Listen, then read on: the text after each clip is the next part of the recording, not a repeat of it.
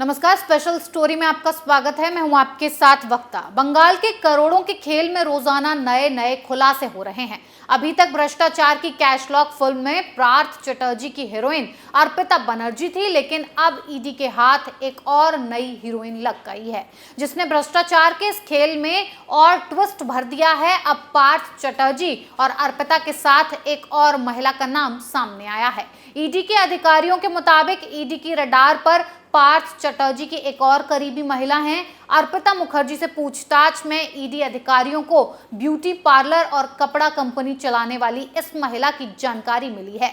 इस महिला का बड़ा ब्यूटी पार्लर का चेन है और महिला की ब्यूटी कंपनी में पार्थ चटर्जी का बड़ा निवेश है।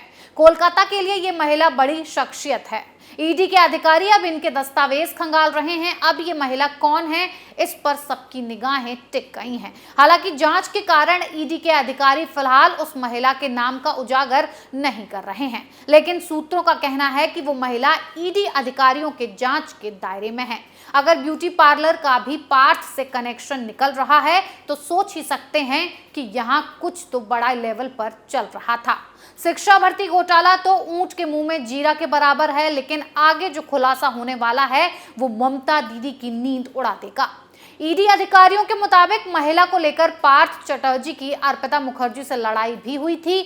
महिला को लेकर अर्पिता मुखर्जी ने पार्थ चटर्जी को वार्निंग तक दी थी। उन्होंने कहा था कि अगर वो साथ रही तो मैं आपका साथ छोड़ दूंगी। यानी कि अर्पिता ब्यूटी पार्लर वाली इस महिला को लेकर पार्थ चटर्जी को ब्लैकमेल भी कर रही थी और इन लोगों की आपस में काफी लड़ाई चल रही थी। इसी लड़ाई के बीच ईडी ने धावा बोल दिया। कमरा खुला तो करोड़ों के नोटों के पहाड़ दिखाई दिए। 21 करोड़ से ज्यादा की रकम कमरे में रखी गई थी। सोने चांदी के गहने थे, खुफिया दस्तावेज मिले और तो और विदेशी मुद्रा भी मौके से बरामद हुई, जिसने जांच एजेंसी के भी होश उड़ा दिए। इसके साथ ही ईडी ने एक बार फिर अर्पिता मुखर्जी के घर पर छापेमारी की है। पहले तो ईडी को यहां से ब्लैक एग्जीक्यूटिव डायरी बरामद हुई, अब एक पॉकेट डायरी और छोटी छोटी पर्चियां बरामद हुई है, जो कोड एंट्री WBSSC घोटाले में कई राज से पर्दा हटा सकती है। ईडी के सूत्रों का कहना है कि इन दोनों डायरियों में कई कोड एंट्री हैं। पार्टियों में भी कई कोड लिखे मिले हैं, जो शिक्षा भर्ती घोटाले से आई रकम के स्रोतों से संबंधित जानकारी तक पहुंचा रहे हैं।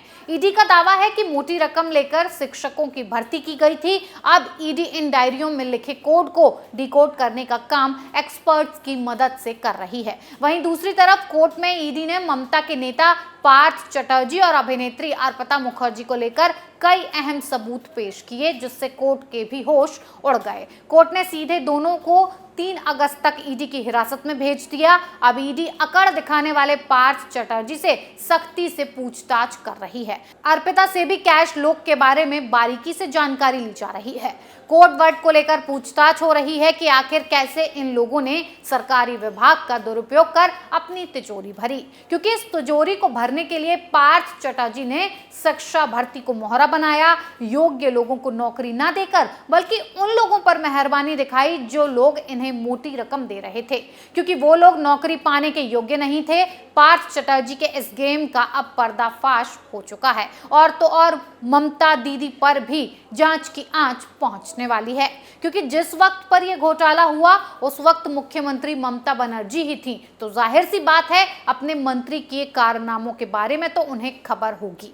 वहीं जांच पैसों के बंदर बांट पर भी आट की है। कहां कहां तक इस भ्रष्टाचार के पैसे का बंटवारा होता था, इसकी भी जल्द ईडी जांच करने वाली है, क्योंकि अभी तो पार्थ चटर्जी ईडी की पूछताछ से बचने की कोशिश कर रहे हैं। कभी बीमारी का बहाना बनाते हैं, कभी ईडी को अकड़ दिखाते हैं, कभी अधिकारियों के साथ गाली गलौज करते हैं। उन्हें लग रहा है कि जैसे वो बंगाल में अपनी तानाशाही दिखाते थे, वही चीज वो सेंट्रल एजेंसियों के साथ करेंगे। लेकिन यहाँ तो ईडी ने उनकी सारी हेकड़ी निकाल दी। आपको बता दें कि पार्थ चटर्जी के अर्पिता मुखर्जी के साथ लगभग 10 सालों से संपर्क थे। वो अर्पिता मुखर्जी के टालीगंज में फ्लैट में आया जाया करते थे। अर्पिता के फ्लैट से ही ईडी अधिकारियों को लगभग 21 करोड़ रुपए, विदेशी मुद्रा, सोने के जेवरात और जमीन के कागजात मिले थे। उसके बाद से हर दिन नए खुलासे हो रहे हैं। ईडी के अधिकारियों को पार्थ चटर्जी और अर्पिता के नाम पर ज्वाइंट खरीदी गए जमीन भी मिली है। इसके अलावा ईडी के अधिकारियों के मुताबिक पार्थ चटर्जी की शांति निकेतन में भी जमीन मिली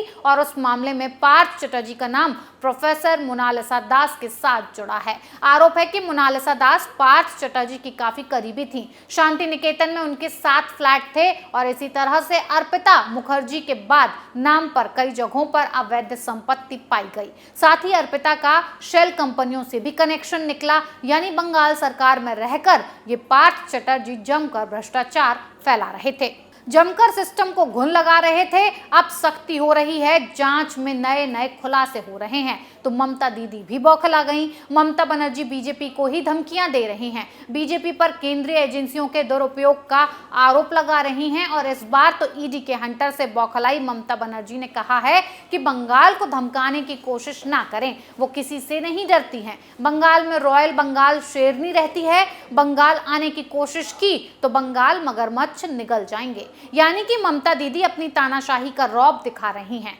ममता की बौखलाहट बता रही है कि अब जांच की आंच उन तक भी पहुंच सकती है, इसीलिए वो बेवजह ईडी की कार्रवाई पर तंज कस रही हैं। लेकिन ममता जैसे विपक्षी नेताओं की आज सुप्रीम कोर्ट ने भी बोलती बंद कर दी, क्योंकि सुप्रीम कोर्ट ने prevention of money laundering act के तहत गिरफ्तारी के ईडी के अधिकार को बरकरार रखा है। कोर्ट ने कहा है कि ईडी की गिरफ्तारी की प्रक्रिया मनमानी नहीं है। सुप्रीम कोर्ट ने prevention of money laundering act के कई प्रावधानों की संवैधानिकता को चुनौती देने वाली याचिकाओं पर सुनवाई करते हुए ये फैसला सुनाया। हालांकि कोर्ट ने कानून में फाइनेंस बिल के जरिए किए गए बदलाव के मामले को 7 जजों की बेंच में भेज दिया है। तो कोर्ट की तरफ से विपक्ष को तगड़ा तमाचा है, क्योंकि विपक्ष के लोग बार बार ईडी की कार्रवाई को बीजेपी की साजिश बताकर बवाल कर रहे थे। ममता दीदी भी इसी गैंग का हिस्सा थी।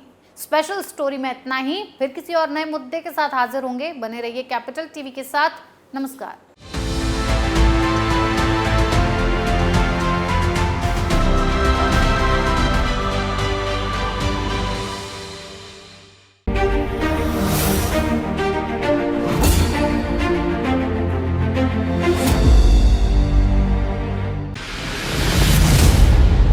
मैं राजनीति करता नहीं, पर राजनीति को बहुत गहरे तक समझता हूं। मैं लोगों के बीच रहता हूं, लोगों के मन को अच्छे से जानता हूं।